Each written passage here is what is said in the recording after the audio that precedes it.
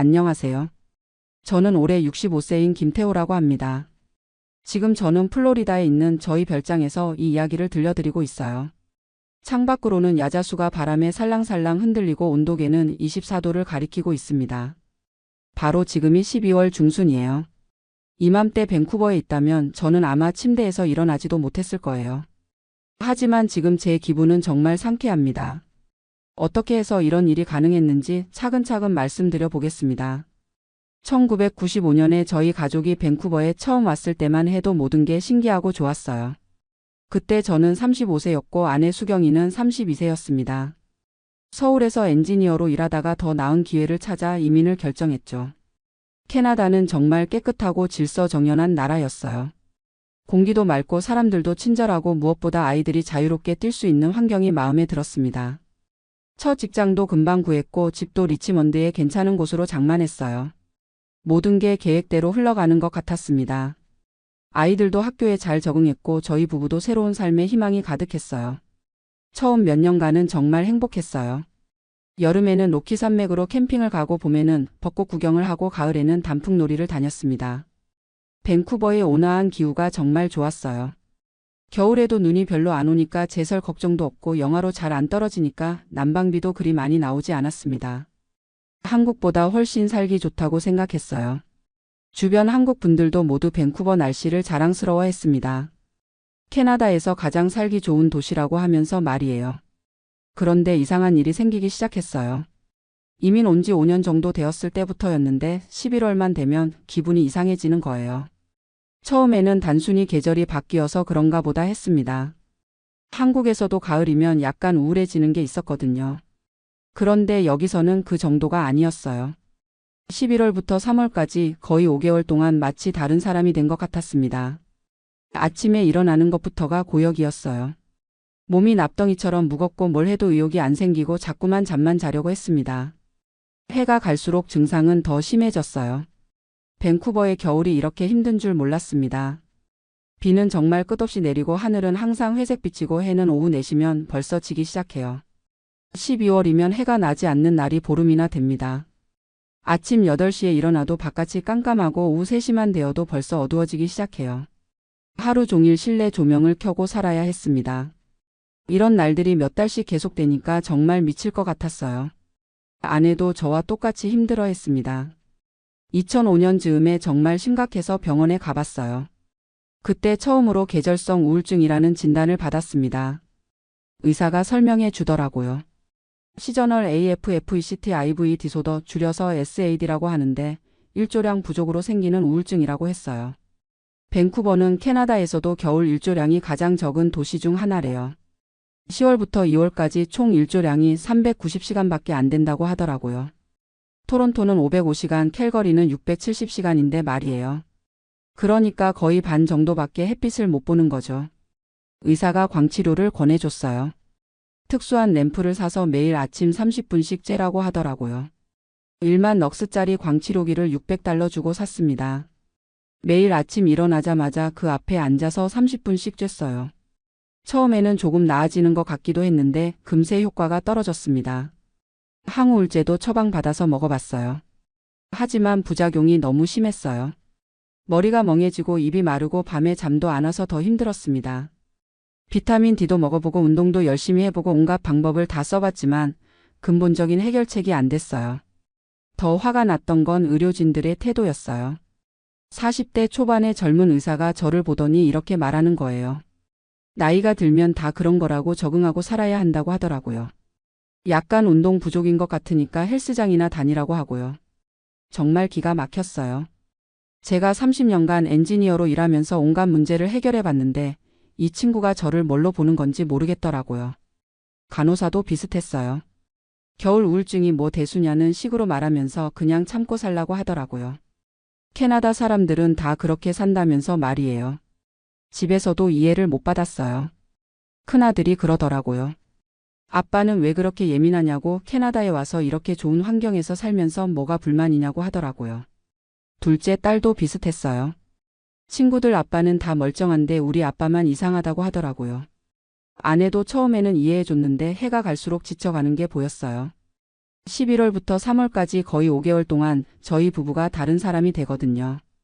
아무것도 하기 싫고 사람 만나기도 싫고 그냥 집에서 웅크리고만 있고 싶었어요. 2015년 겨울이 정말 극한이었어요. 12월부터 2월까지 거의 3개월 동안 해를 본 날이 일주일도 안 됐어요. 매일매일 비가 오고 하늘은 낯비치고 안개까지 껴서 정말 지옥 같았습니다. 그때 정말 죽고 싶다는 생각까지 들었어요. 아내가 저를 보고 울더라고요. 이러다가 정말 큰일 나겠다고 뭔가 다른 방법을 찾아보자고 하더라고요. 그때부터 저는 엔지니어의 본능이 살아났습니다. 문제가 있으면 해결책을 찾아야 한다는 거죠. 저는 30년간 다양한 문제들을 해결해 왔어요. 공장 설비가 고장 나면 원인을 찾아서 고치고 효율성을 높이려면 시스템을 개선하고 그랬거든요. 이것도 마찬가지라고 생각했어요. 문제는 명확했습니다. 밴쿠버의 겨울 일조량 부족과 끝없는 비 그로 인한 우울증이었어요. 그렇다면 해결책도 명확했습니다. 겨울에는 햇빛이 많고 따뜻한 곳으로 가면 되는 거였어요. 그때 플로리다가 떠올랐습니다. 플로리다는 예전부터 캐나다인들이 겨울을 보내는 곳으로 유명했어요. 스노보드라고 하죠. 겨울에 남쪽으로 날아가는 철새처럼 따뜻한 곳으로 이주하는 사람들을 말해요. 제가 조사해 보니까 놀라운 사실들을 알게 됐어요. 플로리다는 12월에도 평균 기온이 20도가 넘고 일조량도 밴쿠버의 3배가 넘었어요. 그리고 캐나다에서 비행기로 5시간이면 갈 수 있는 거리였습니다.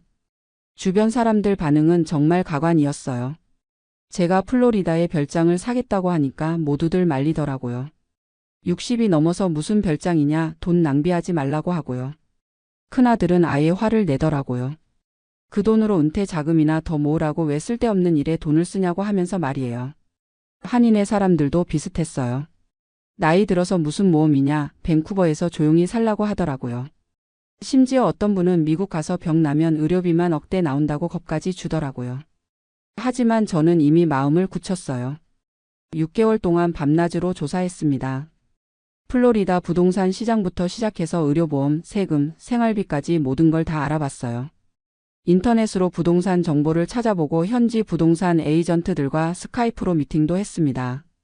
겨울철 렌탈 시장도 조사해봤어요. 놀랍게도 캐나다인들이 플로리다 부동산을 사는 건 아주 일반적인 일이었어요. 특히 저희 같은 연령대에서는 거의 필수처럼 여기더라고요. 2016년 봄에 아내와 함께 플로리다로 집 보러 갔어요. 템파 근처 세러소타라는 도시였는데 정말 천국 같더라고요. 3월인데도 25도가 넘고 하늘은 파랗고 야자수가 바람에 흔들리고 있었어요. 그때 제가 얼마나 감동했는지 모르세요.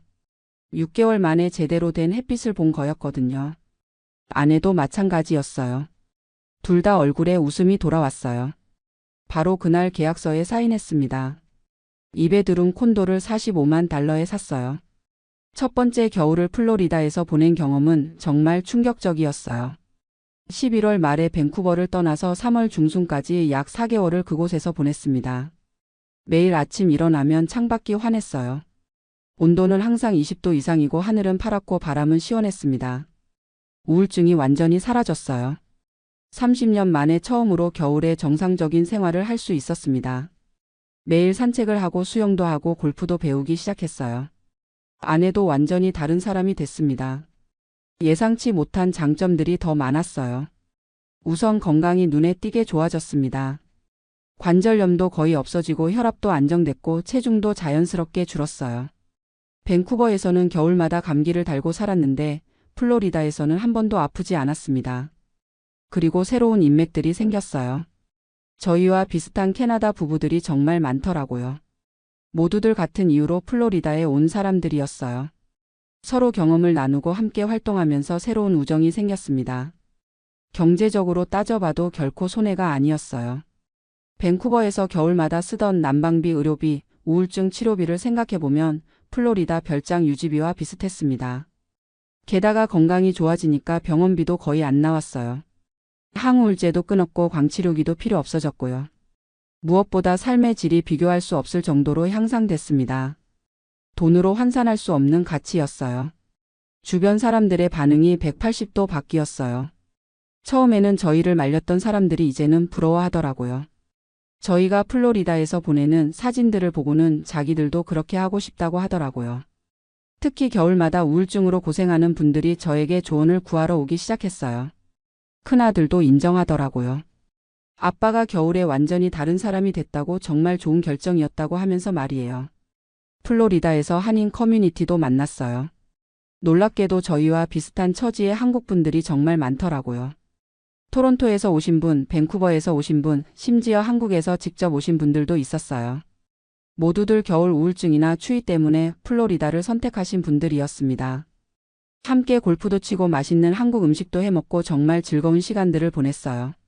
외롭지도 않고 오히려 밴쿠버보다 더 활발한 사회생활을 할 수 있었습니다. 부동산 투자 측면에서도 대박이었어요. 2016년에 45만 달러에 샀던 콘도가 지금은 65만 달러로 올랐어요.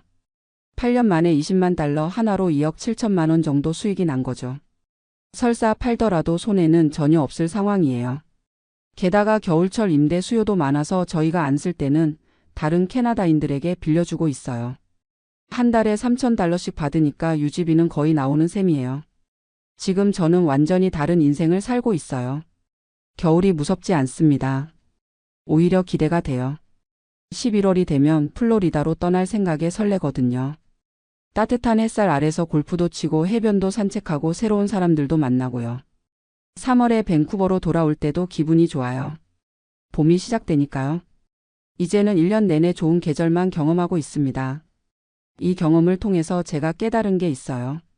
나이가 들었다고 해서 모든 걸 체념하고 살 필요가 없다는 거예요. 문제가 있으면 해결책을 찾으면 되는 거죠. 젊은 사람들이 우리를 무시하고 나이 들면 다 그런 거라고 하더라도 포기하면 안 돼요. 우리에게는 경험과 지혜가 있고 경제적 여유도 있어요. 그런 장점들을 활용해서 우리만의 해결책을 찾으면 되는 거예요. 정말 많은 분들이 겨울 우울증으로 고생하고 계세요. 특히 밴쿠버나 시애틀 같은 곳에 사시는 분들은 더욱 그렇고요. 그분들께 꼭 말씀드리고 싶어요. 참고만 살지 마시라고요. 해결책은 분명히 있어요. 꼭 플로리다가 아니더라도 애리조나도 있고 하와이도 있고 멕시코도 있어요. 요즘은 젊은 은퇴자들이 포르투갈이나 도미니카 공화국에서 겨울을 보내기도 한다고 하더라고요. 돈이 걱정되신다면 별장을 사지 말고 렌탈부터 시작해 보세요. 2개월만 따뜻한 곳에서 보내도 완전히 달라질 거예요. 건강보험은 여행자 보험으로 해결할 수 있고요. 생각보다 비용이 많이 들지 않아요. 밴쿠버에서 겨울에 쓰는 돈이면 충분히 가능해요. 지금 제가 이 이야기를 플로리다 별장 베란다에서 들려드리고 있어요. 창밖으로는 파란 하늘과 야자수가 보이고 따뜻한 바람이 불어오고 있습니다. 이맘때 밴쿠버는 비가 주룩주룩 내리고 있을 텐데 저는 여기서 반팔 입고 아이스티를 마시고 있어요. 정말 행복합니다. 65세에 찾은 새로운 인생이에요. 아직 늦지 않았어요. 여러분도 꼭 자신만의 해결책을 찾으시길 바랍니다. 나이는 핑계가 될 수 없어요. 우리에게는 아직 할 수 있는 일들이 많이 남아 있습니다. 안녕하세요. 저는 올해 54살인 김모라고 하는 평범한 회사원입니다. 30년 가까이 다닌 회사에서 몇 년 후면 정년을 맞게 되는데요. 아내와 함께 제2의 인생을 어디서 보낼지 고민하던 중 뉴질랜드 이민을 진지하게 생각하게 되었습니다. 그런데 직접 가서 확인해 본 현실은 제가 상상했던 것과는 전혀 달랐어요. 특히 오클랜드의 집값을 보고는 정말 깜짝 놀랐습니다. 오늘은 그 이야기를 들려드리려고 해요. 저희 부부가 뉴질랜드를 생각하게 된 건 사실 우연한 계기였어요. 몇 년 전 회사 동료가 자녀 조기 유학 때문에 뉴질랜드에 다녀온 후 그곳 이야기를 자주 해주었거든요.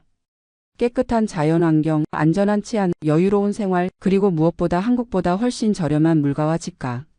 그 친구 말로는 오클랜드 근교에서 정원 딸린 단독주택을 한국 아파트 값의 절반 정도면 살 수 있다고 했어요. 더군다나 영어권 국가라 언어 적응도 다른 나라보다 수월하다고 하고요. 저는 서울에서 태어나서 지금까지 줄곧 아파트에서만 살았거든요.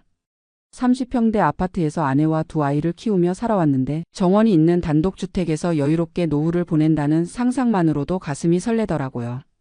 저희 집 상황을 간단히 말씀드리면 저는 중견 건설회사에서 현장 관리 업무를 해왔고 아내는 초등학교 교사로 일하고 있어요. 다행히 두 아이 모두 대학을 졸업하고 취업해서 독립한 상태고요. 큰 아이는 결혼해서 손주도 있지만 저희와 함께 살지 않아서 둘만의 시간이 많아졌죠. 퇴직금과 그동안 모은 돈 그리고 지금 살고 있는 아파트를 팔면 대략 7억 원 정도가 될 것 같았어요. 한국에서는 노후 자금으로 부족할 수도 있지만 뉴질랜드에서는 충분히 여유로운 생활을 할 수 있을 거라고 생각했거든요. 사실 한국에서의 노후 생활도 그리 밝지만은 않았어요. 국민연금과 퇴직연금을 합쳐도 월 200만 원 정도밖에 안 될 것 같고 의료비는 계속 늘어갈 텐데 연금으로는 턱없이 부족하죠. 집값은 계속 오르는데 전세는 점점 구하기 어려워지고 월세로 전환되면 생활비 부담이 더 커질 거고요. 반면 뉴질랜드는 의료비가 거의 무료라고 들었고 집값도 저렴해서 전원주택에서 여유롭게 살 수 있다니까요.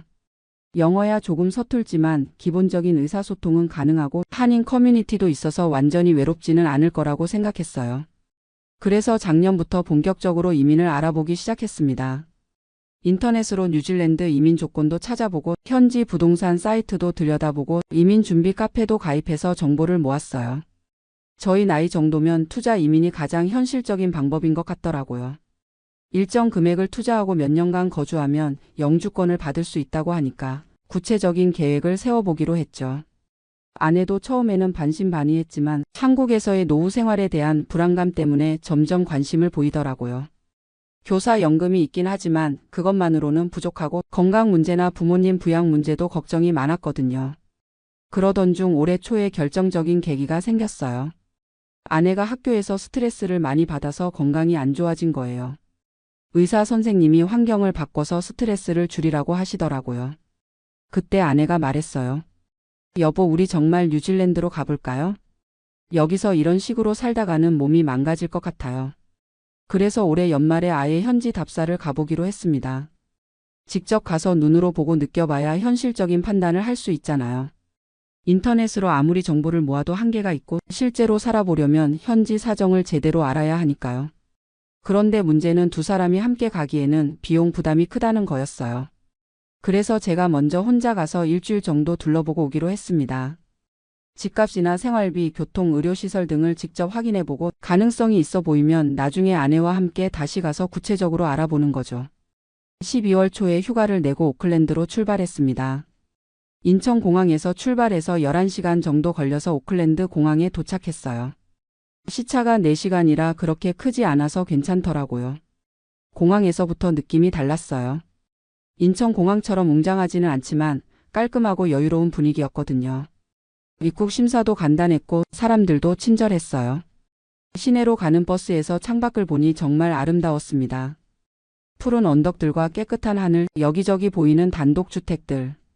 한국의 빽빽한 아파트 단지와는 완전히 다른 풍경이었어요. 시내 호텔에 짐을 풀고 나서 첫 인상은 정말 좋았어요. 오클랜드 시내는 생각보다 아담하고 걷기에 좋더라고요. 하버 브리지며 스카이타워 같은 랜드마크도 인상적이었고 항구 주변의 풍경은 그야말로 그림 같았어요. 첫날은 그냥 시내를 둘러보며 분위기를 파악했습니다. 카페에서 커피를 마시며 사람들을 관찰해보니 정말 여유로워 보이더라고요. 한국처럼 바쁘게 뛰어다니는 사람들이 거의 없었어요. 물가는 어떤지 확인해 보려고 마트에도 가봤는데 생각보다 비싸긴 하지만 감당할 만한 수준이었어요. 특히 과일이나 채소는 신선하고 품질도 좋아 보였고요. 한식당도 몇 군데 있어서 음식 걱정은 없을 것 같았어요. 한인 마트도 있어서 김치나 고추장 같은 것도 구할 수 있고요. 둘째 날부터는 본격적으로 부동산을 알아보기 시작했습니다. 미리 연락해둔 현지 부동산 중개업소를 찾아갔어요. 한국분이 운영하는 곳이어서 의사소통은 문제 없었죠. 그런데 상담을 받는 순간부터 뭔가 이상했어요. 제가 예상했던 집값과 실제 시세가 너무 달랐거든요. 오클랜드 근교에서 괜찮은 단독주택을 구하려면 얼마 정도 해야 할까요? 라고 물어봤더니 중개사분이 잠깐 멈칫하시더라고요. 어느 정도 규모를 생각하고 계세요? 그리고 예산은 어느 정도로 잡고 계신지요? 저는 한국에서 알아본 정보를 바탕으로 대답했어요. 3베드룸 정도의 정원이 있는 집이면 좋겠고 예산은 하나로 5억 원 정도, 뉴질랜드 달러로 50만 달러 정도면 될까요? 그러자 중개사분 표정이 조금 어두워지더라고요. 죄송한데 요즘 오클랜드 집값이 많이 올라서요. 50만 달러로는 괜찮은 단독주택 구하기가 쉽지 않을 것 같은데요. 그럼 얼마 정도 해야 하나요? 오클랜드 시내에서 조금 떨어진 곳이라도 3베드룸 단독주택은 최소 80만 달러는 봐야 하고 괜찮은 동네라면 100만 달러는 넘어가요. 시내 근처나 좋은 학군 지역은 150만 달러에서 200만 달러도 흔해요. 순간 머리가 하얘졌어요. 100만 뉴질랜드 달러면 하나로 9억 원이 넘는다는 얘기였거든요. 제가 가진 돈 전체를 집값에만 투자해도 모자란다는 뜻이었어요. 혹시 좀 더 외곽 지역은 어떨까요? 더 외곽으로 나가면 조금 저렴하긴 한데 그래도 70만 달러에서 80만 달러는 해야 하고 대신 시내까지 출퇴근이 1시간 이상 걸려요. 대중교통도 불편하고요. 정말 충격이었어요. 한국에서 알아본 정보와 실제 현실 사이에 이렇게 큰 차이가 있을 줄 몰랐거든요. 더군다나 이것도 중고주택 기준이라는 거예요. 신축 주택은 어떤가요? 신축은 더 비싸죠. 오클랜드 근교 신축 단독주택은 최소 120만 달러부터 시작해요. 좋은 지역이면 200만 달러, 300만 달러도 흔하고요. 머릿속이 복잡해지기 시작했어요. 그동안 제가 본 정보들이 몇 년 전 것이었거나 아니면 너무 외곽 지역이었던 것 같더라고요. 특히 코로나 이후로 집값이 급등했다고 하더군요. 중개사분이 실제 매물 몇 개를 보여주었는데 진짜 깜짝 놀랐어요. 80만 달러짜리 집이라는 게 한국으로 치면 30년 된 빌라 정도 수준이었거든요. 건물도 오래되었고 시설도 낡았는데 가격은 7억 원이 넘는다니요. 요즘 뉴질랜드로 이민 오시는 한국 분들도 집값 때문에 고민이 많으세요. 예전처럼 저렴하지 않아서요. 실제 집을 몇 군데 구경해 보기로 했습니다. 첫 번째로 간 곳은 80만 달러짜리 집이었어요. 오클랜드에서 차로 40분 정도 떨어진 주택단지였는데 도착해보니 정말 실망스러웠어요. 집은 70년대쯤 지어진 것 같은 오래된 단독주택이었고 방은 3개지만 하나는 너무 작아서 창고 수준이었어요. 정원은 있었지만 관리가 안 되어서 잡초가 무성했고 부엌이나 화장실도 너무 낡았어요. 한국 기준으로는 재개발 대상 같은 집인데 가격이 7억 원이라니 정말 이해가 안 되더라고요. 두 번째로 간 곳은 100만 달러짜리였어요.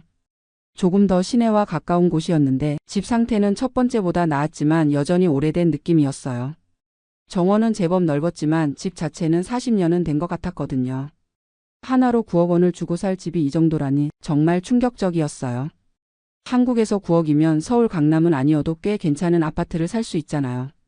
세 번째로 간 곳은 120만 달러짜리 신축 주택이었는데 이건 좀 나아 보였어요.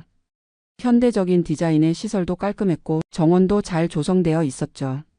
하지만 하나로 10억 원이 넘는 가격이라는 게 문제였어요. 제가 가진 돈으로는 도저히 감당할 수 없는 금액이었거든요. 더군다나 집값 외에도 다른 비용들이 만만치 않더라고요. 등록세나 중개 수수료, 변호사 비용까지 합치면 집값의 5%에서 10%는 더 들어간다고 했어요. 그리고 매년 내야 하는 지방세도 집값의 1% 정도라고 하니 100만 달러짜리 집이면 연간 1만 달러, 하나로 900만 원 정도를 세금으로 내야 한다는 계산이었어요. 한국에서 아파트 관리비 정도로 생각했는데 실제로는 훨씬 부담이 크더라고요. 저녁에 호텔로 돌아와서 아내에게 전화를 걸었어요. 여보, 큰일이야. 여기 집값이 우리가 생각했던 것과 완전히 달라. 아내도 놀라며 물었어요. 얼마나 비싼데? 우리가 생각했던 50만 달러로는 변두리에 오래된 집도 못 사. 제대로 된 집 하나 사려면 100만 달러는 있어야 해.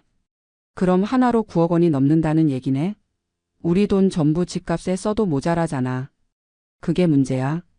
집값에 돈을 다 쓰면 생활비는 어떻게 하지? 아내도 심각해 하더라고요.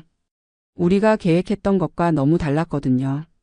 원래 계획은 집을 사고도 3억 원 정도는 남겨서 생활비로 쓰려고 했는데 실제로는 집값만으로도 가진 돈이 모자랐어요. 셋째 날에는 좀 더 외곽 지역을 알아봤습니다. 오클랜드에서 차로 1시간 정도 떨어진 곳들도 가봤는데 확실히 조금 더 저렴하긴 했어요. 60만 달러에서 70만 달러 정도면 단독주택을 구할 수 있었거든요. 하지만 문제는 교통이었어요. 시내까지 나가려면 차가 필수인데 대중교통은 거의 없다고 봐야 할 정도였어요. 더군다나 한인 커뮤니티와도 멀어져서 외로울 것 같았고 병원이나 쇼핑센터 같은 편의시설도 부족해 보였어요. 현지에서 만난 한국분에게 이야기를 들어보니 더 실망스러웠어요. 저도 5년 전에 왔을 때는 집값이 지금의 절반 정도였어요. 그런데 코로나 이후로 급등해서 지금은 감당하기 어려운 수준이 됐죠. 그럼 요즘 이민 오시는 분들은 어떻게 하세요? 대부분 렌트로 시작해요. 집 사기에는 돈이 너무 많이 들어가니까요. 아니면 아예 다른 도시를 알아보거나요. 렌트 비용도 알아봤는데 괜찮은 단독주택은 주당 800달러에서 1000달러, 한 달이면 하나로 300만 원에서 400만 원 정도 나오더라고요. 한국에서 아파트 전세나 월세 생각하면 비슷한 수준이지만 이민 와서 영구히 렌트로 살기에는 부담스러운 금액이었어요. 넷째 날에는 다른 지역도 알아봤습니다. 웰링턴이나 크라이스트처치 같은 다른 도시는 어떨까 해서요. 웹사이트로 확인해 보니 오클랜드보다는 조금 저렴했지만 그래도 우리가 생각했던 것보다는 훨씬 비싸더라고요. 더군다나 일자리나 한인 커뮤니티를 생각하면 오클랜드가 나을 것 같았어요. 그날 저녁에 현지에서 오래 사신 한국분과 만나서 이야기를 나눴어요. 30년 전에 이민 오신 분이었는데 솔직한 조언을 해주시더라고요. 지금 뉴질랜드로 이민 오기에는 좋은 시기가 아닙니다. 집값도 너무 비싸졌고 생활비도 많이 올랐어요. 더군다나 한국에서 중산층으로 살던 분이라면 여기서는 오히려 생활 수준이 떨어질 수도 있어요. 그럼 예전에는 달랐나요? 20년 전, 30년 전에는 정말 좋았죠. 집값도 저렴하고 생활비도 적게 들었어요. 하지만 지금은 세상이 바뀌었습니다. 특히 오클랜드는 한국 못지않게 비싸졌어요. 그분 말씀을 들으니 더 혼란스러웠어요. 그동안 제가 알아본 정보들이 과거의 것이었구나 싶더라고요. 다섯째 날에는 실제 생활비를 체험해 봤습니다. 마트에서 장을 보고 식당에서 식사도 하고 교통비도 계산해 보고요. 결과는 충격적이었어요. 한국에서 월 200만 원 정도로 살던 생활을 하려면 여기서는 월 400만 원 이상 들 것 같더라고요. 특히 외식비가 정말 비쌌어요. 간단한 한식 한 끼가 25달러에서 30달러, 하나로 2만 원에서 3만 원 정도였거든요. 한국에서 1만 원이면 먹을 수 있는 음식이 여기서는 3만 원이니 자주 외식할 엄두가 안 나더라고요. 교통비도 만만치 않았어요. 대중교통 하루 패스가 10달러 정도인데 매일 쓰면 한 달에 30만 원 정도 들어가요. 차를 사면 보험료, 등록비, 주유비까지 합쳐서 월 100만 원은 각오해야 하고요. 의료비는 공짜라고 했는데 실제로는 지피라고 하는 일반의 진료비는 본인 부담이더라고요. 한 번 갈 때마다 60달러에서 80달러, 하나로 5만 원에서 7만 원 정도 들어간다고 했어요. 치과는 더 비싸서 간단한 치료도 수백 달러가 든다고 하니 한국의 의료보험이 얼마나 좋은지 새삼 느꼈어요. 여섯째 날에는 좀 더 현실적인 계산을 해봤습니다. 만약 정말 이민을 온다면 어떻게 해야 할까 하고요. 집을 사지 말고 렌트로 시작한다면 월 렌트비 300만 원, 생활비 400만 원, 기타 비용 100만 원에서 월 800만 원 정도는 들 것 같았어요. 연간 1억 원 정도의 생활비가 필요하다는 계산이었는데 이렇게 되면 7억 원으로는 7년밖에 못 버틴다는 얘기였어요. 그것도 아무 소득 없이 그냥 먹고 살기만 하는 비용이고 여행이나 취미 응급 상황을 대비한 비용은 별도였죠. 더군다나 나이가 들면 의료비나 요양비도 많이 들 텐데 그런 것까지 생각하면 돈이 턱없이 부족했어요. 그날 밤에 아내와 긴 통화를 했습니다. 여보, 솔직히 말해서 우리 계획을 다시 생각해봐야 할 것 같아. 그렇게 현실이 다른가? 완전히 달라. 우리가 생각했던 것보다 최소 2배는 비싸. 아내도 한동안 말이 없더라고요. 그동안 함께 꿈꿔왔던 계획이 무너지는 기분이었을 거예요. 그럼 어떻게 할까? 일단 다른 방법을 생각해 봐야겠어. 아니면 아예 다른 나라를 알아보거나. 마지막 날에는 이민 상담소에도 가봤어요. 혹시 제가 놓친 부분이 있을까 해서요. 하지만 결론은 마찬가지였어요. 현재 저희 자금으로는 뉴질랜드에서 안정적인 생활을 하기 어렵다는 거였죠. 상담사 분이 말씀하시길 10년 전만 해도 7억 정도면 오클랜드에서 집도 사고 여유롭게 사실 수 있었는데 지금은 상황이 많이 달라졌어요. 특히 한국에서 중산층으로 살던 분들이 여기 와서 생활 수준을 유지하려면 최소 15억에서 20억은 있어야 해요. 그럼 저희 같은 경우는 어떤 방법이 있을까요? 몇 가지 대안이 있긴 해요. 첫 번째는 아예 다른 지역을 알아보시는 거예요. 타우랑가나 해밀턴 같은 곳은 오클랜드보다 저렴하거든요. 얼마나 차이가 날까요? 타우랑가는 오클랜드보다 20%에서 30% 정도 저렴해요. 하지만 그래도 괜찮은 집은 80만 달러는 해야 하고 한인 커뮤니티가 작아서 외로울 수 있어요. 두 번째 대안은 아파트를 사는 거였어요. 단독주택보다는 저렴하지만 그래도 60만 달러에서 80만 달러는 해야 한다고 했어요. 한국에서 단독주택을 꿈꾸며 왔는데 아파트라니 좀 실망스럽긴 했죠. 세 번째는 렌트로 몇 년 살아보다가 상황을 봐서 결정하는 방법이었어요. 하지만 렌트비만으로도 연간 4천만 원 가까이 들어가니까 부담스러웠고요. 네 번째는 아예 다른 나라를 고려해 보라는 거였어요. 포르투갈이나 태국 같은 곳은 뉴질랜드보다 훨씬 저렴하다고 하더라고요. 상담을 마치고 나서 정말 혼란스러웠어요. 그동안 2년 넘게 준비해온 계획이 하루아침에 무너진 기분이었거든요. 공항으로 가는 택시 안에서 오클랜드 시내를 다시 바라봤어요. 분명히 아름다운 곳이고 살기 좋은 곳이긴 했지만 제가 감당할 수 있는 곳은 아니더라고요. 한국으로 돌아가는 비행기 안에서 이런저런 생각을 많이 했어요. 제가 너무 안일하게 생각했던 건 아닌가, 정보 수집을 제대로 하지 못한 건 아닌가 하고요. 사실 인터넷에서 본 정보들 중에는 10년 전, 15년 전 것들이 많았어요. 그때와 지금의 상황이 완전히 달라졌는데 제가 그걸 제대로 파악하지 못했던 거죠. 특히 코로나 이후로 전 세계적으로 부동산 가격이 급등했다는 것도 간과했고요. 뉴질랜드도 예외가 아니었던 거예요. 인천공항에 도착해서 아내를 만났을 때 첫 마디가 여보 미안해. 내가 너무 성급했나 봐. 아내가 웃으면서 말하더라고요. 괜찮아요. 직접 가보고 확인한 게 어디예요.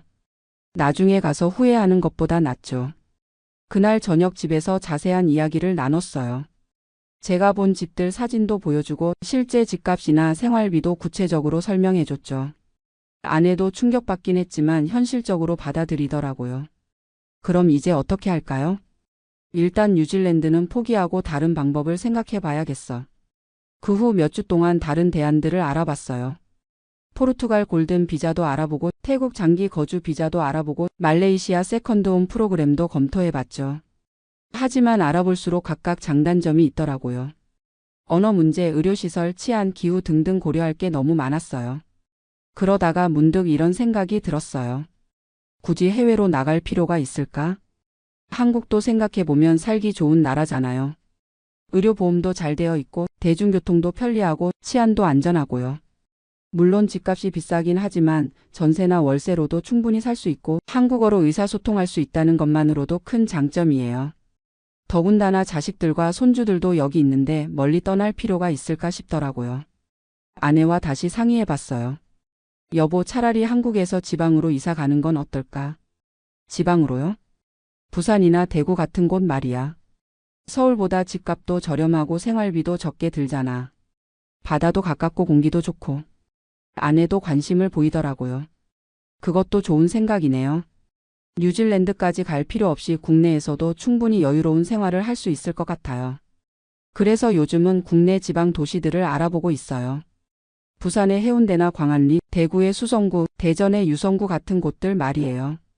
서울에서 7억에 34평 아파트 하나 사기 어려운 돈으로 지방에서는 40평대 아파트에 여유 자금까지 남길 수 있거든요. KTX로 서울까지 2시간이면 오니까 자식들 보기도 어렵지 않고 의료시설이나 문화시설도 충분히 갖춰져 있어서 불편하지 않을 것 같아요. 무엇보다 언어 걱정 없이 편안하게 살 수 있다는 게 가장 큰 장점이죠. 뉴질랜드 다녀온 후 제가 깨달은 건 멀리 있는 떡이 더 커 보인다는 말이 정말 맞다는 거예요. 외국 생활에 대한 환상이 있었던 것 같아요. 실제로 가보니 어느 나라든 각각의 문제가 있고 완벽한 곳은 없더라고요. 집값 문제도 한국만의 문제가 아니라 전 세계적인 현상이었고요. 그리고 나이 들어서 새로운 환경에 적응한다는 게 생각보다 쉽지 않겠더라고요. 언어는 물론이고 문화나 생활 방식, 인간관계까지 모든 걸 새로 시작해야 하니까요. 지금은 오히려 뉴질랜드에 가보지 않았다면 계속 미련을 가지고 있었을 텐데 직접 가서 현실을 확인한 게 오히려 다행이라고 생각해요. 아내도 비슷한 생각인 것 같아요. 여보, 우리가 너무 욕심을 부렸나 봐요. 지금도 충분히 행복하게 살고 있는데 굳이 힘들게 이민 갈 필요가 있었을까요? 그렇긴 해요. 지금 우리 생활이 그렇게 나쁜 것도 아니잖아요. 건강하고 자식들도 잘 커졌고 경제적으로도 큰 무리 없이 살고 있으니까요. 요즘은 국내에서 여유로운 노후를 준비하는 쪽으로 방향을 바꿨어요. 지방 도시로 이사가서 작은 카페라도 운영해 볼까 하고 있거든요. 아내는 퇴직 후에 평생교육원에서 한국사 강의라도 해보고 싶다고 하고요. 뉴질랜드 이민 계획은 무산되었지만 덕분에 우리의 진짜 꿈이 뭔지 다시 생각해 볼 기회가 되었어요. 해외에서 멋진 집에서 사는 게 목표가 아니라 건강하고 행복하게 나이 드는 게 더 중요하다는 걸 깨달았죠. 물론 아직도 가끔은 뉴질랜드의 아름다운 풍경이 그리워요. 하지만 여행으로 가끔 다녀오는 것만으로도 충분할 것 같아요. 살기 위해서가 아니라 즐기기 위해서 말이에요. 이민을 꿈꾸시는 분들에게 꼭 드리고 싶은 말씀은 반드시 직접 가서 확인해 보라는 거예요. 인터넷 정보만으로는 한계가 있거든요. 특히 집값이나 생활비 같은 현실적인 부분은 더욱 그래요. 그리고 이민이 꼭 정답은 아니라는 것도 말씀드리고 싶어요. 한국도 충분히 살기 좋은 나라고 조금만 관점을 바꾸면 여기서도 얼마든지 행복한 노후를 보낼 수 있어요. 지금 저희 부부는 부산 해운대 쪽 아파트를 알아보고 있어요. 바다가 보이는 30평대 아파트면 충분할 것 같거든요. 뉴질랜드에서 꿈꿨던 정원은 없지만 대신 매일 바다를 볼 수 있다는 것만으로도 충분히 로맨틱하잖아요. 무엇보다 김치찌개 먹고 싶을 때 언제든 먹을 수 있고 아플 때 한국어로 의사 선생님과 상담할 수 있다는 게 얼마나 큰 행복인지 이제야 알겠어요. 뉴질랜드 오클랜드의 집값에 놀라서 계획을 바꾸게 되었지만 결과적으로는 더 현실적이고 실현 가능한 꿈을 찾게 된 것 같아요. 때로는 좌절이 새로운 시작이 되기도 하는 것 같습니다. 안녕하세요. 저는 올해 67세 된 박정숙이라고 합니다. 미국에 온 지 벌써 25년이 흘렀네요. 지금 제가 이 사연을 쓰는 이유는 정말 감사한 마음 때문입니다. 작년에 메디케이드 혜택을 받게 되면서 제 인생이 완전히 달라졌거든요. 예전에는 병원 가는 것이 무서웠어요. 의료비가 얼마나 나올지 몰라서 아파도 참고 지내는 날이 많았습니다. 하지만 지금은 달라요. 메디케이드 카드 하나로 정말 모든 의료비 걱정이 사라졌어요. 처음에는 메디케이드가 뭔지도 잘 몰랐습니다. 한국에서는 국민건강보험이 있었으니까 미국에도 비슷한 게 있을 거라고 막연히 생각했어요. 하지만 미국 의료 시스템은 정말 복잡하더라고요. 메디케어, 메디케이드, 오바마 케어까지 도대체 뭐가 뭔지 헷갈렸습니다. 저희 같은 이민 1세대에게는 정말 어려운 일이었어요. 1999년에 남편과 함께 미국 땅을 밟았을 때 저는 42세였습니다. 남편은 한국에서 중소기업 회계 일을 했었고 저는 마트에서 계산원으로 일했어요. 미국에 와서도 처음에는 한인타운에서 일했습니다. 남편은 한인회계사무소에서 저는 한인마켓에서 일을 시작했죠. 영어가 서툴러서 다른 선택이 별로 없었거든요. 그때는 정말 힘들었어요.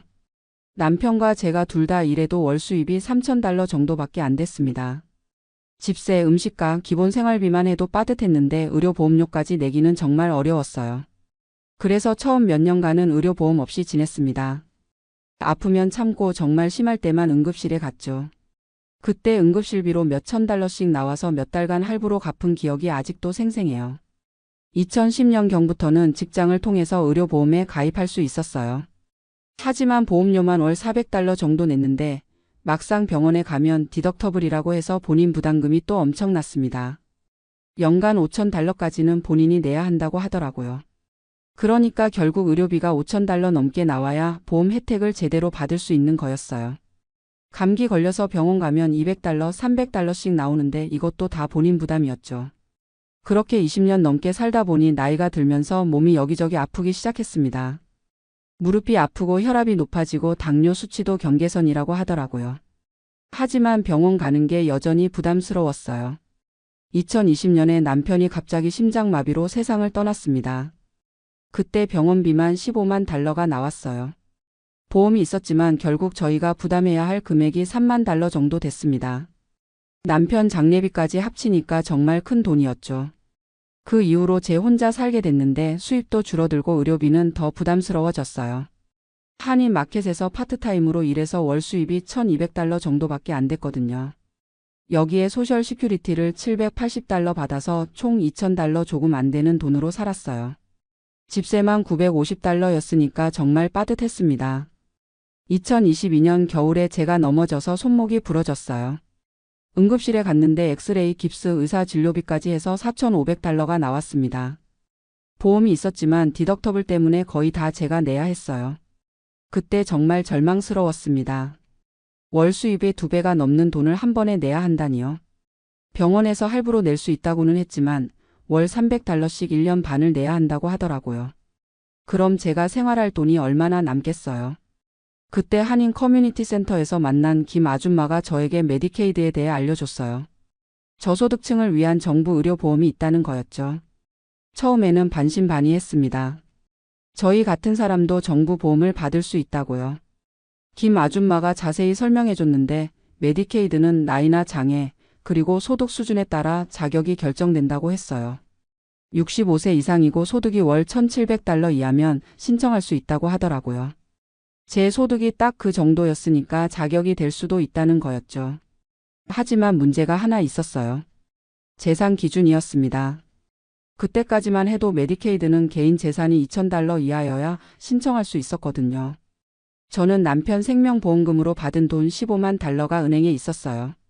이 돈이 있으면 메디케이드 자격이 안 된다는 거였죠. 하지만 김 아줌마가 좋은 소식을 알려줬어요.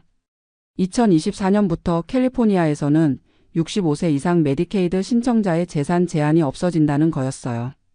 정말 믿기 어려웠습니다. 그동안 돈이 있어서 정부 보험을 못 받는다고 생각했는데 이제는 소득만 맞으면 된다는 거였거든요. 2024년 1월에 바로 신청했습니다. 하지만 신청 과정이 쉽지는 않았어요. 영어로 된 서류가 너무 많았고 용어들도 어려웠습니다. 다행히 한인 서비스 센터에서 도움을 받을 수 있었어요. 소셜워커분이 한국어로 설명도 해주시고 서류 작성도 도와주셨거든요. 소득증명서, 은행잔고 증명서, 거주지 증명서 등 정말 많은 서류가 필요했어요. 그리고 카운티 오피스에서 인터뷰도 해야 했습니다. 인터뷰에서는 제 소득 상황, 의료비 부담, 가족 상황 등을 자세히 물어봤어요. 다행히 통역사를 요청할 수 있어서 한국어로 인터뷰를 받았습니다. 한 달 정도 지난 후에 승인 통지서가 왔어요. 그 편지를 받았을 때의 기분을 어떻게 표현해야 할까요? 정말 하늘이 무너지는 것 같던 의료비 걱정이 한순간에 사라지는 느낌이었어요. 메디케이드 카드를 받고 처음으로 병원에 갔을 때가 지금도 기억에 생생해요. 접수 데스크에서 메디케이드 카드를 내밀었더니 직원이 환하게 웃으면서 코페이 없어요 라고 하더라고요. 코페이가 없다는 게 본인 부담금이 없다는 뜻이었어요.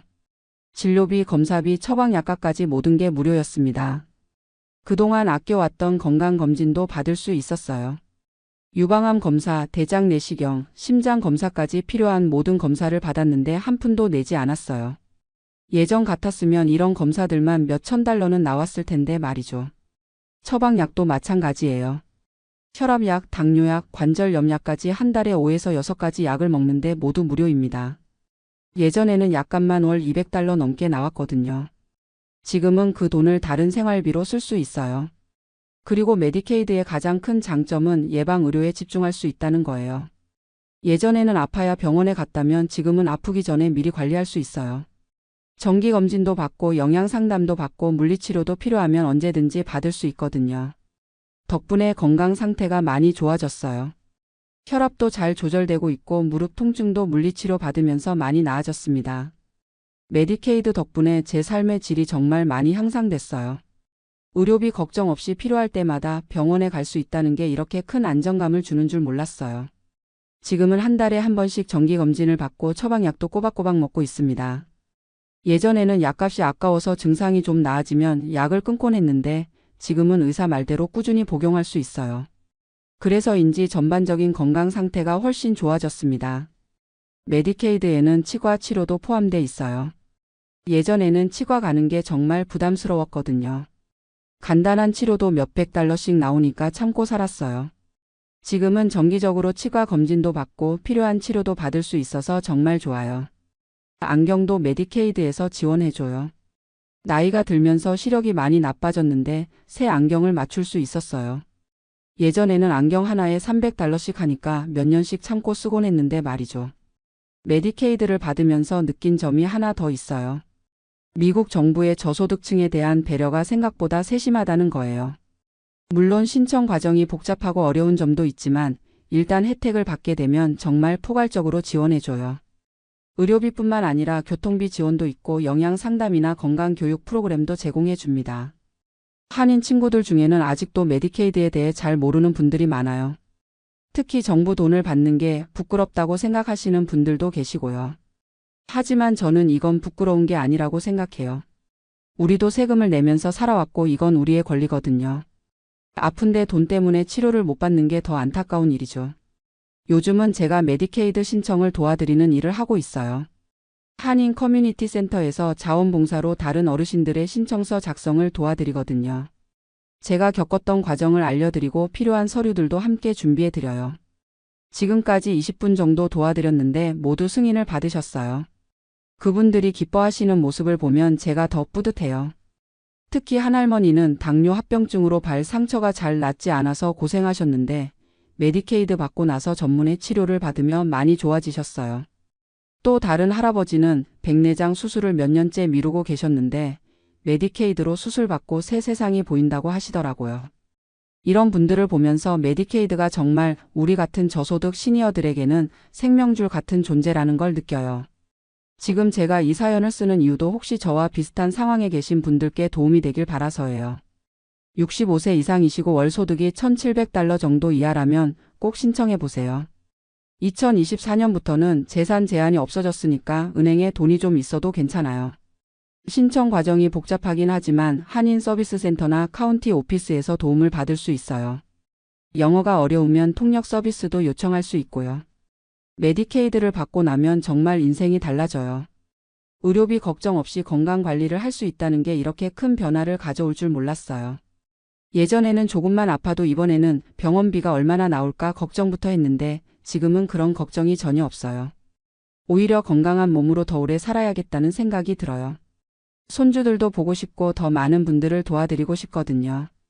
메디케이드 덕분에 제가 제2의 인생을 살고 있는 것 같아요. 67세 나이에 새로운 희망을 갖게 된 거죠.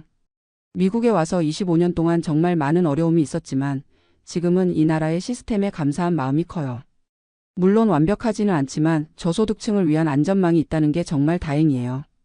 앞으로도 건강관리 잘하면서 더 많은 분들께 메디케이드에 대해 알려드리고 싶어요.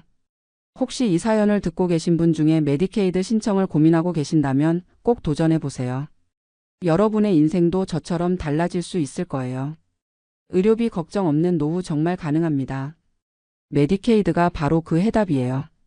긴 이야기 들어주셔서 감사합니다. 안녕하세요. 저는 올해 67세 된 박시훈이라고 합니다. 지금 미국 캘리포니아 쿠퍼티노에 살고 있는데요. 이곳이 바로 애플 본사가 있는 곳이죠. 오늘 아침에 손자가 저한테 이런 질문을 했어요. 할아버지, 어떻게 그때 애플 주식을 샀어요? 어떻게 그게 이렇게 될 줄 알았어요? 이런 질문을 받으니까 44년 전 그 시절이 생생하게 떠오르더라고요. 지금 제 애플 주식 포트폴리오를 보면요. 정말 믿기지 않는 숫자들이 나와 있어요. 1980년에 $10,000로 시작했던 투자가 지금은 솔직히 말씀드리기도 부끄러울 정도로 큰 돈이 됐습니다. 그런데 이게 하루아침에 된 건 아니에요. 44년이라는 긴 세월 동안 수많은 사람들의 조롱과 비웃음을 견뎌내야 했거든요. 이야기는 1979년으로 거슬러 올라갑니다. 저는 그해 KAIST 전자공학과를 졸업했어요. 집이 워낙 가난해서 장학금으로 겨우겨우 공부했죠. 아버지는 시골에서 작은 농사를 짓고 계셨고 어머니는 남의 집일을 도우며 생계를 꾸려가셨어요. 대학 졸업하고 취직해서 집안을 도와야 한다는 압박이 컸지만 저는 미국 유학을 꼭 가고 싶었어요. 전자공학이라는 분야에서 세계 최고 수준을 배우고 싶었거든요. 다행히 스탠포드 대학교에서 장학금을 받을 수 있었고 1979년 늦가을에 미국 땅을 밟게 됐습니다. 처음 실리콘밸리에 발을 디딘 순간을 지금도 기억해요. 뭔가 전기가 흐르는 것 같은 느낌이었어요. 그때 실리콘밸리는 지금과는 완전히 달랐어요. 아직 농장들이 많이 남아 있었고 곳곳에 작은 기술 회사들이 생겨나고 있었죠.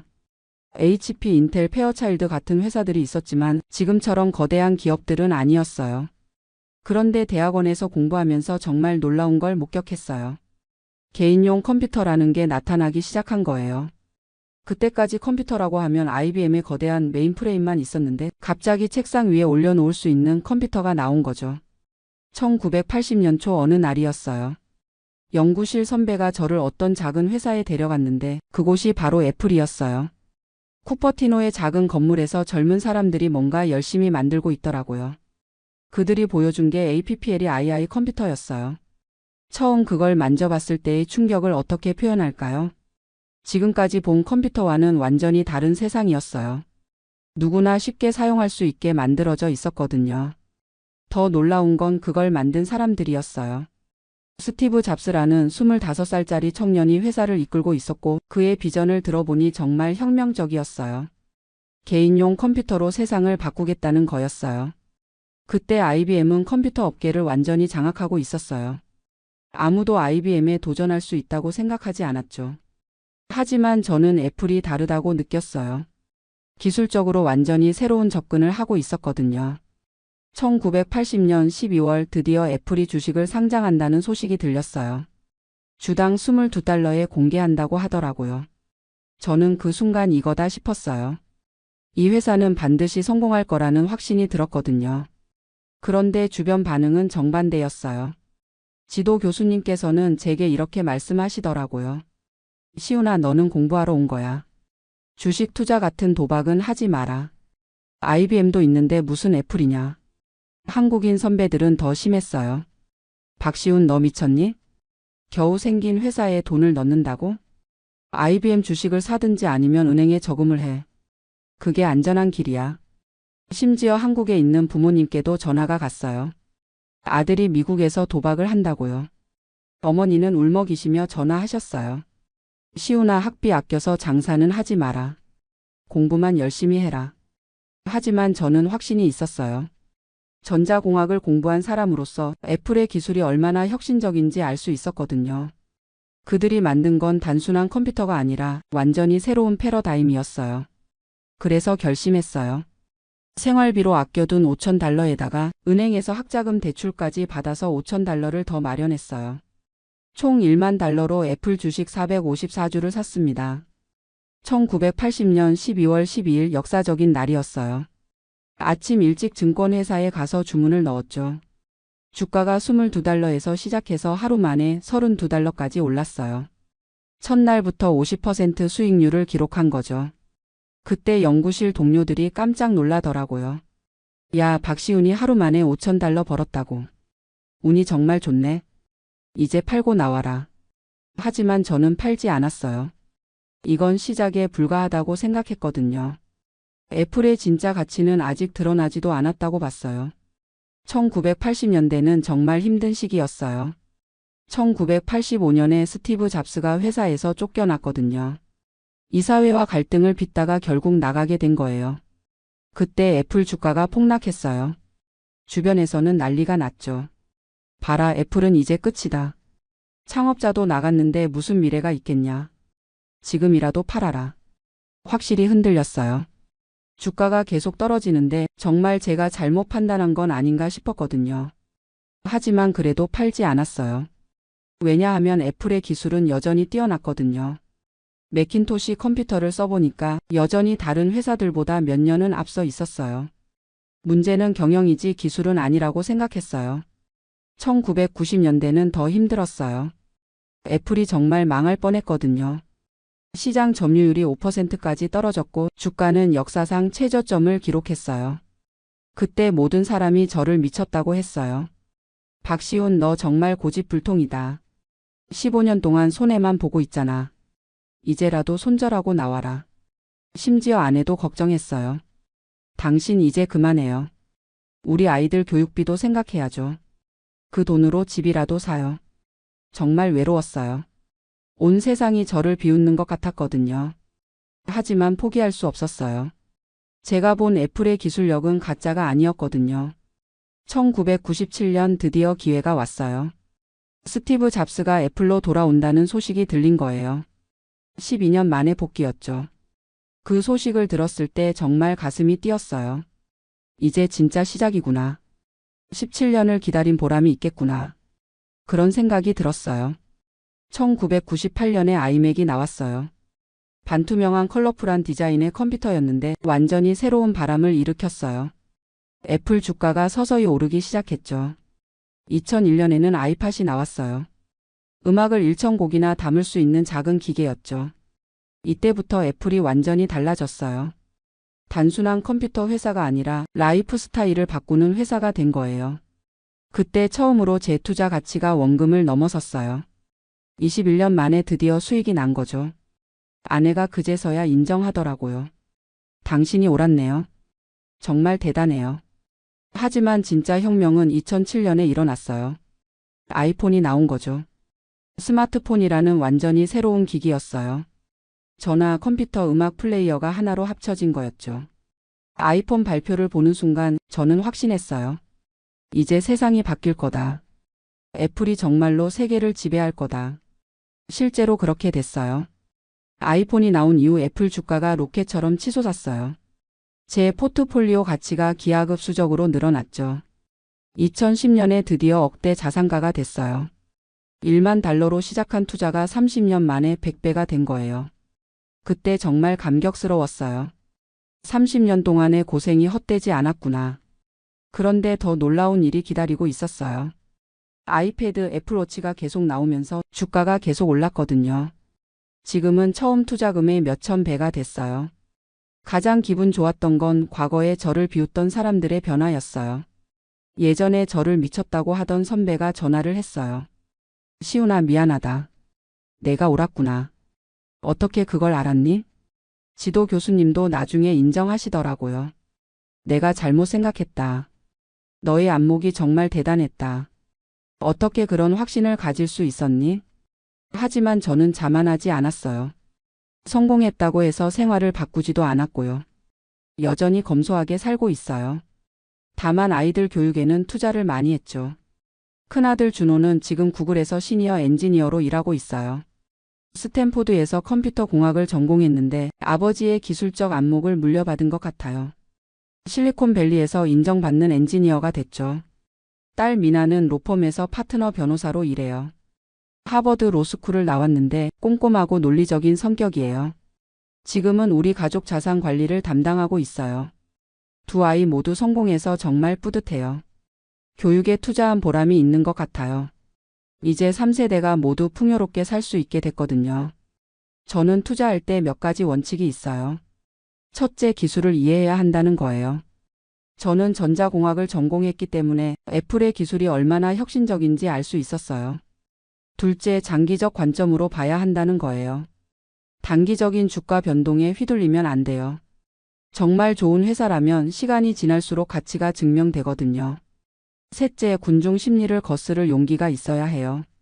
모든 사람이 반대할 때 투자해야 진짜 수익을 볼 수 있어요. 남들과 똑같이 하면 평범한 결과밖에 얻을 수 없거든요. 지금도 저는 계속 투자하고 있어요. 애플뿐만 아니라 다른 기술 회사들도 보고 있고요. 인공지능, 전기차, 우주항공 분야에 관심이 많아요. 요즘 젊은 분들에게 하고 싶은 말이 있어요. 투자라는 건 단순히 돈을 버는 게 아니에요. 미래를 보는 안목을 기르는 거예요. 어떤 기술이 세상을 바꿀지 공부하고 그 변화에 함께하는 거죠. 많은 사람들이 저에게 물어봐요. 다음 애플은 어떤 회사일까요? 어떤 주식을 사야 할까요? 하지만 저는 단순한 종목 추천은 하지 않아요. 대신 이렇게 말해요. 기술을 공부하세요. 세상이 어떻게 변화하고 있는지 관찰하세요. 그리고 정말 확신이 설 때만 투자하세요. 지금 생각해보니 1980년 그때가 정말 특별한 시기였어요. 개인용 컴퓨터가 막 등장하던 때였거든요. 지금으로 치면 인공지능이 막 시작되는 시기와 비슷해요. 그때 애플에 투자한 거는 운이 아니었어요. 충분한 공부와 확신이 있었기 때문이에요. 전자공학을 전공한 사람으로서 기술의 방향을 읽을 수 있었거든요. 물론 44년이라는 긴 시간이 필요했어요. 그 사이에 수없이 많은 유혹이 있었죠. 팔고 싶은 순간이 몇 번이나 있었고요. 하지만 끝까지 참았기 때문에 이런 결과를 얻었어요. 지금 저는 쿠퍼티노에서 정말 행복하게 살고 있어요. 애플 본사에서 차로 10분 거리에 있는 집인데 가끔 산책하다 보면 애플파크가 보여요. 44년 전 투자한 그 회사가 지금은 세계 최고 기업이 됐다니 정말 감개무량해요. 한국에도 자주 가요. 모교인 KAIST에서 특강을 하기도 하고 장학금도 지원하고 있어요. 어려운 환경에서 공부하는 후배들을 보면 과거의 제 모습이 떠올라요. 그들에게도 말해주고 싶어요. 지금은 힘들어도 포기하지 마세요. 공부하고 노력하면 반드시 기회가 와요. 그 기회를 잡을 준비를 하고 있으세요. 요즘 손자들이 클 때가 되니까 이 자산을 어떻게 물려줄지 고민이 돼요. 돈만 물려주는 게 아니라 제대로 된 가치관도 함께 전수하고 싶거든요. 그래서 손자들에게 투자 교육을 시키고 있어요. 단순히 주식을 사고 파는 방법이 아니라 기업의 가치를 보는 눈을 기르게 하고 있죠. 세상을 바꾸는 기술에 관심을 갖게 하고 있고요. 아직도 애플 주식은 계속 보유하고 있어요. 물론 일부는 매도해서 다양화했지만 여전히 포트폴리오의 큰 부분을 차지하고 있어요. 애플의 미래를 여전히 믿고 있거든요. 인공지능, 자율주행, 증강현실. 애플이 도전하고 있는 새로운 분야들을 보면 아직도 혁신이 끝나지 않았다는 걸 알 수 있어요. 앞으로 10년, 20년 후에도 계속 성장할 거라고 봐요. 67세가 된 지금 돌아보니 인생에서 가장 잘한 일이 애플 투자였어요. 하지만 그보다 더 중요한 건 용기를 내서 도전했다는 거예요. 모든 사람이 반대했지만 제 신념을 믿고 끝까지 갔어요. 그 결과 경제적 자유를 얻었을 뿐만 아니라 가족들에게도 더 나은 미래를 선물할 수 있었죠. 젊은 분들에게 마지막으로 하고 싶은 말이 있어요. 안전한 길만 가지 마세요. 정말 확신이 서는 일이 있다면 용기를 내서 도전해 보세요. 물론 실패할 수도 있어요. 하지만 도전하지 않으면 성공할 기회도 없거든요. 저처럼 44년을 기다릴 각오가 있다면 분명 보상이 따를 거예요. 기술을 공부하고 세상의 변화를 관찰하고 확신이 설 때 과감하게 투자하세요. 그리고 무엇보다 끝까지 참을 수 있는 인내심을 기르세요.